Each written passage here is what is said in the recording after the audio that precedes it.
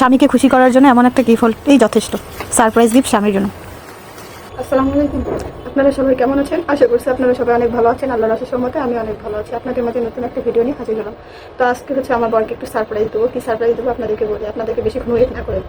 সারপ্রাইজটা হবে এটাই হচ্ছে, সে কালকে আপনারা তো দেখছেন গতকালের ভিডিওতে যে মুরগি নিয়ে আসছিলো, আমি চিকেন ফ্রাই বানাই দিয়েছি, আবার মুরগি রান্না করে খাইছি। তার মধ্যে কিছু অংশ আমি রেখে দিয়েছিলাম, সেটা থেকে আমি আজকে একটু সামুচা বানাবো।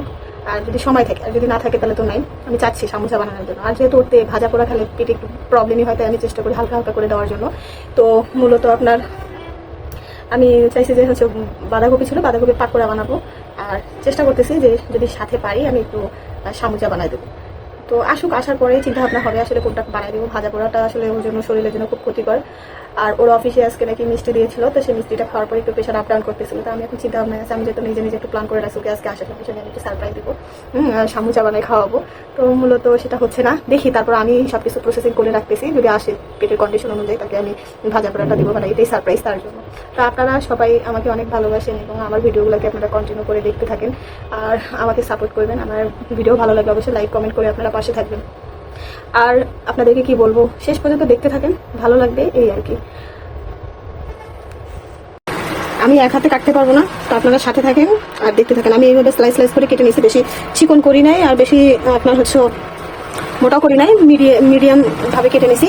আর এই যে সম্পূর্ণ আর একটু বাকি আছে, কারণ যেহেতু আমি কাটতে বসে তারপরে মনে হলো যে আমি একটু ভিডিও করে দেখাই। একটু কেটে নিয়েছি আর বাকিটা কাটা বাকি আছে। আমি কেটে নিয়ে এটা আবার সুন্দর করে লবণ দিয়ে সুন্দর করে মাখাই রাখবো, তাহলে পানিটা জড়াই যাবে। তারপরে বাকি উপকরণ কি কি দেই আপনাদেরকে সবটুকু দেখাই নেবো। হ্যাঁ, মানে পানি ছাড়াই নিয়ে তারপর ওইখানে বেসন সোডা সব কিছু দিয়ে একদম মাখাই নিচ্ছি। এই যে বেসন মাখাই নিব, বেসন দিয়ে একদম সুন্দর করে কীভাবে মাখাই নিই। তারপরে কুচি কুচি করা হচ্ছে আপনার পেঁয়াজ, তারপরে হলুদ দিলাম, তারপরে যে কুচি করা আপনার ধনিয়া পাতা, তারপরে পেঁয়াজ কাটছে। ওইখানে দেখলাম যে আমি রসুন কাটি নাই, পরে এই রসুন সুন্দর করে ছোট ছোট করে কেটে তারপরে আবার এখানে দিয়ে দেবো। তারপরে সব কিছু দেখেন, আপনারাই দেখলে বুঝতে পারবেন এখানে সব কিছু। ও বাঁধাকপির মধ্যে যে আমি সুন্দর করে একটা ছোট গাজর, মানে ছোট ছোট ছোট ছোট করে আমি দিয়েছিলাম, এটা আপনাদেরকে বলতেই ভুলে গেছি। তারপরে যাই হোক, তেল গরমে দিচ্ছি। তো আমার এটার মধ্যে প্রচণ্ড পরিমাণ তাপ, মানে আমি যদি এখানে কড়াইয়ে 2000 পাওয়ার দিই তাহলে আমি ভাজতে পারবো না। তাই আমি এটা লো ফ্লেমে, মানে ধরেন 400 থেকে 800-র মধ্যে রেখে, লো না মিডিয়াম ফ্লেমে রেখে আপনার হচ্ছে আমি এই যে এখন ভাজবো। তো তেলটা গরম হবে, তার তেলটা গরম হইতে হইতে আমি সুন্দর করে বেসন, বাঁধাকপি, গাজর, ধনিয়া গুঁড়া, জিরার গুঁড়া দিইনি, ধনিয়ার গুঁড়া, হলুদ, কাঁচামরিচ ছোটো ছোটো টুকরা টুকরা করে কেটে দিয়েছি। আমি আলাদা গুঁড়া মরিচ ওখানে ব্যবহার করি না, কারণ ও ঝাল খেতে পছন্দ করে না। কাঁচামরিচের ঝাল পর্যাপ্ত পরিমাণ আছে, তাই কাঁচামরিচের ঝাল দিয়েই হবে। তারপরে দেখেন আমি হাত দিয়ে সুন্দর করে একদম মানে মাখায় একদম মোলায়েম করে নিচ্ছি, মানে এখানে অর্ধেক হয়ে যাবে। এমনভাবে মাখতে হবে যে ওইখানে আপনার বুঝতে পারবেন যে এটা আমার অলরেডি এখানে অর্ধেক মাখানো হয়ে গেছে বা অর্ধেক হয়ে গেছে। তারপরে সুন্দর করে একদম মানে মিহি মিহি করে মাখাই নিলাম, আলতো হাতে সুন্দর করে ভালোবাসার ছোঁয়া দিয়ে একদম মাখাই নিছি।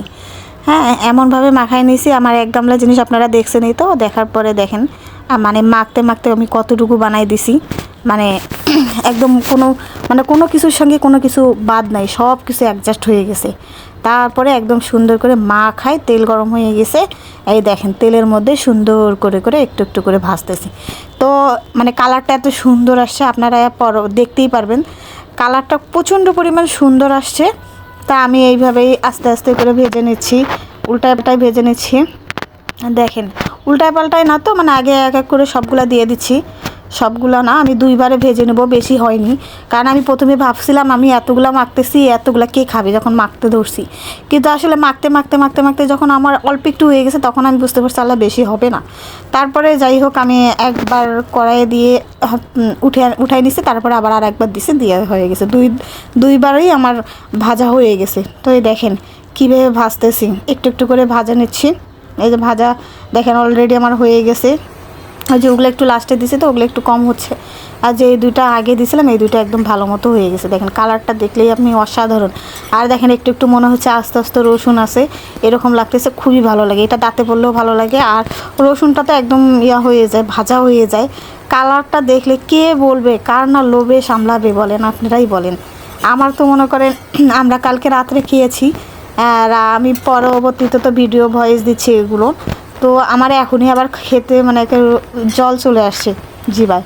তা আপনাদের যাদের জিভায় পানি চলে আসবে আমার কোনো দোষ নাই, আপনারা বাসায় এইভাবে আমি যেভাবে যেভাবে বানাইছি এইভাবে আপনারাও বানাই খাবেন, তো অবশ্যই ভালো লাগবে।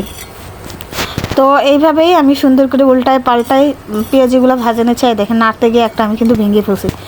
আসলে যতই বলি আমি খুব কাজ পারি খুব কাজ করি, আসলে অতটাই কাজ পারি না। মানে এটা এখন কি করব বলেন, আমাকে তো ইয়া করতেই হবে, বুঝ দিতে হবে যে আমি কাজ পারি।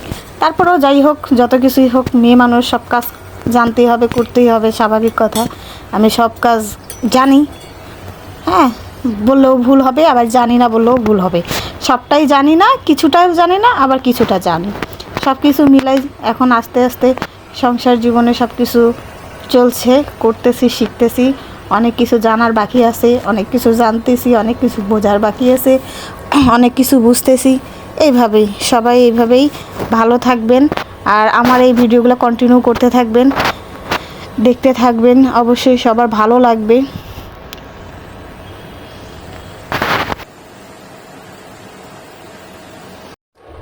তো ধন্যবাদ সবাইকে আমার সম্পূর্ণ ভিডিওটা দেখার জন্য।